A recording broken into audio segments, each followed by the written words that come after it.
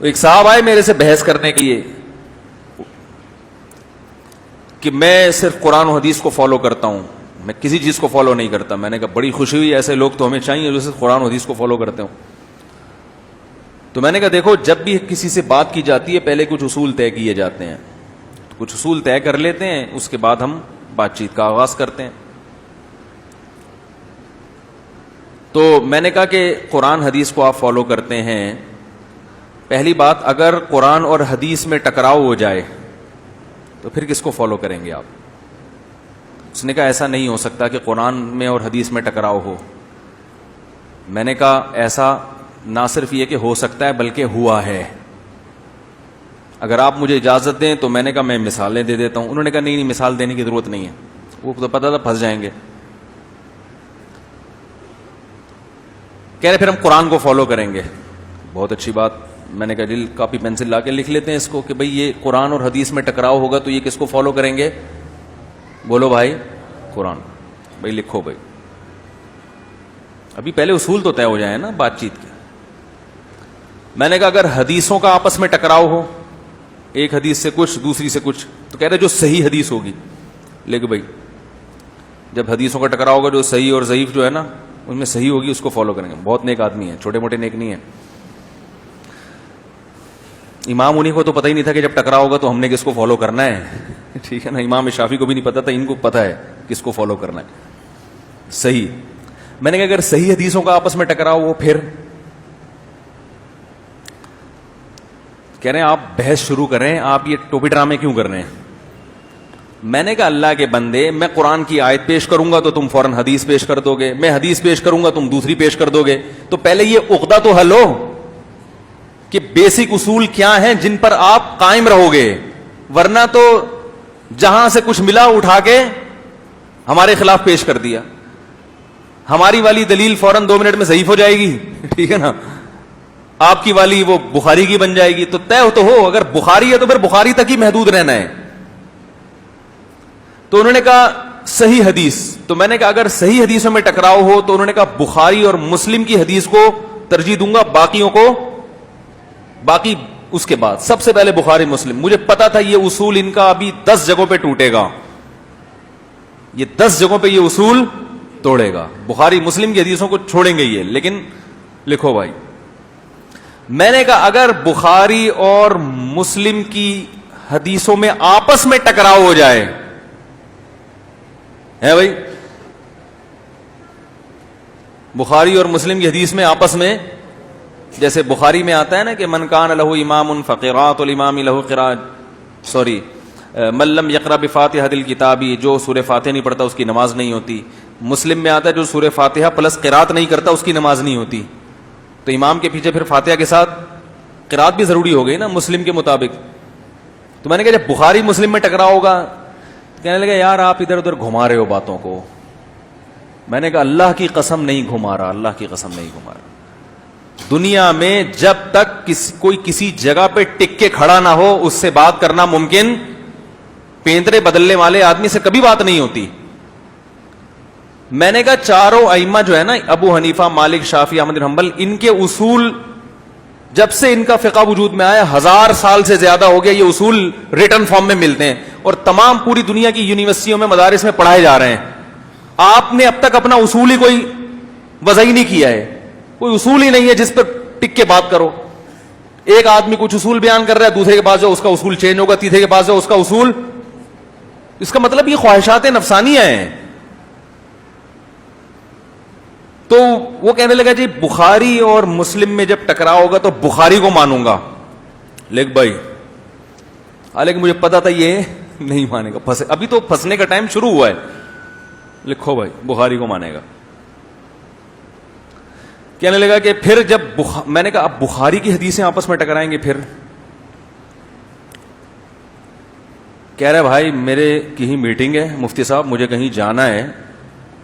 میں نے کہا آپ جائیں, جب آپ کے پاس ٹائم ہو نا, جب آپ کے پاس ٹائم ہو پھر دوبارہ میٹنگ کر لیں گے. ادھوری میٹنگ سے فائدہ بولو بھائی نہیں ہے.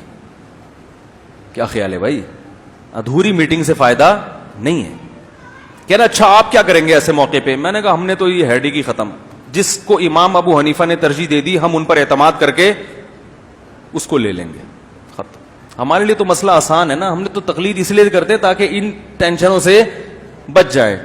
ہم کہتے ہیں ابو حنیفہ کو ساری دنیا مجتہد مانتی ہے, صحیح ہے نا, امام شافعی کو بھی مانتی ہے, تو ہم کہتے ہیں یار اس مسئلے میں کسی ایسے مجتہد کی تحقیق کو فالو کر لو جس کو ساری دنیا برحق مانتی ہے, اور اپنی صلاحیتوں کو ایسی چیزوں میں خرچ کرو جو جس میں امت کو فائدہ ہو.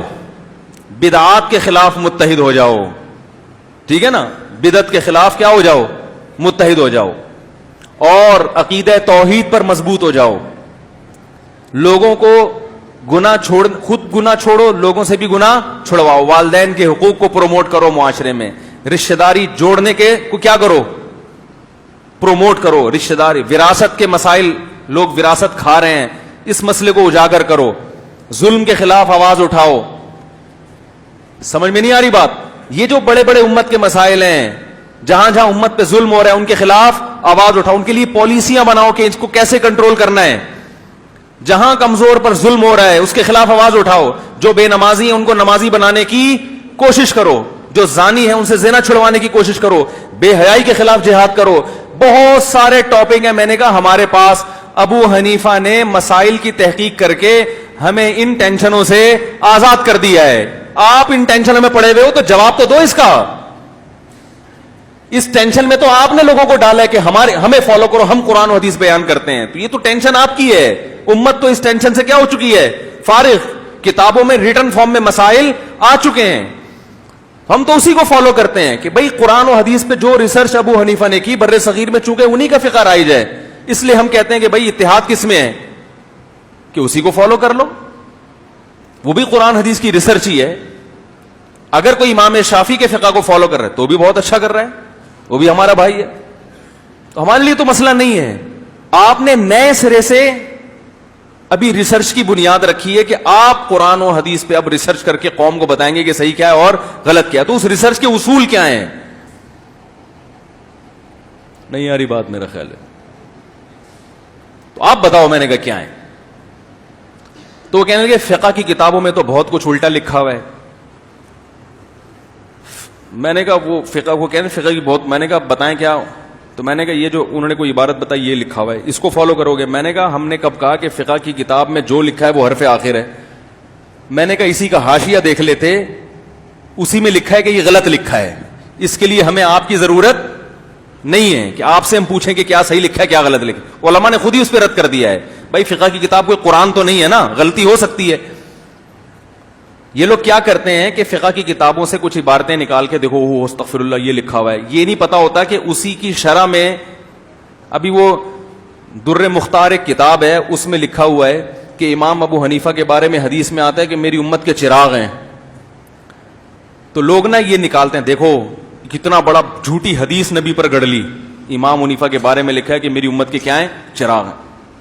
اور پھر لوگوں کے کمنٹس, ماشاءاللہ آپ سے بڑا مجدد اس امت میں کوئی نہیں گزرا, آپ ایسی چیزوں کو ہائی لائٹ کر رہے ہو. او بھائی آپ ہائی لائٹ نہیں کر رہے یہ چیزیں, اگر انہوں نے لکھا ہے تو میں نے کہا وہ علامہ شامی نے نیچے حاشیے میں اس پر رد کیا ہے کہ یہ حدیث صحیح نہیں ہے, وہ بڑی سختی سے رد کیا اس کے اوپر. رد نہیں دکھا رہے, رد نہیں دکھا رہے, صرف وہ دکھا رہے ہیں کہ دیکھو یہ لکھا ہوا ہے. تو جہاں کچھ غلط لکھا ہے اس غلط کو فالو نہیں کیا گیا, محققین نے اس پہ رد کر دیا کہ یہ صحیح نہیں ہے. تو وہ نہیں آئے پھر وہ اصول اور ضابطے اور ان کے وہ سب. اب تک وہ 20-30 سال ہو گئے اس واقعے کو, اب تک ان سے فیصلہ نہیں ہوا کہ جب حدیث میں ٹکراؤ ہوگا تو کس کو.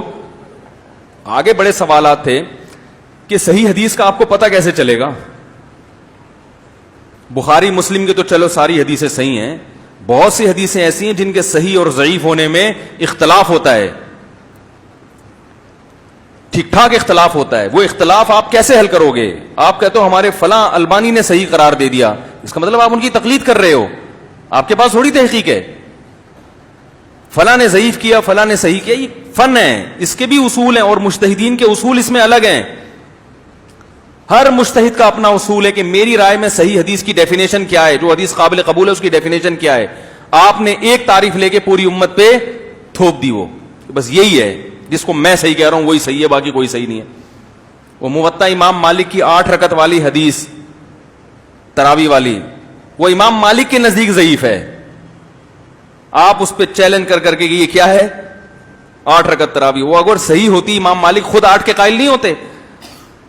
تو خیر یہ موضوع نہیں ہے. جو اصل بات میں عرض کرنا چاہ رہا ہوں کہ ایسی چیزوں میں امت کو دھکیل دیا گیا ہے جہاں ان کی صلاحیتیں برباد ہو رہی ہیں.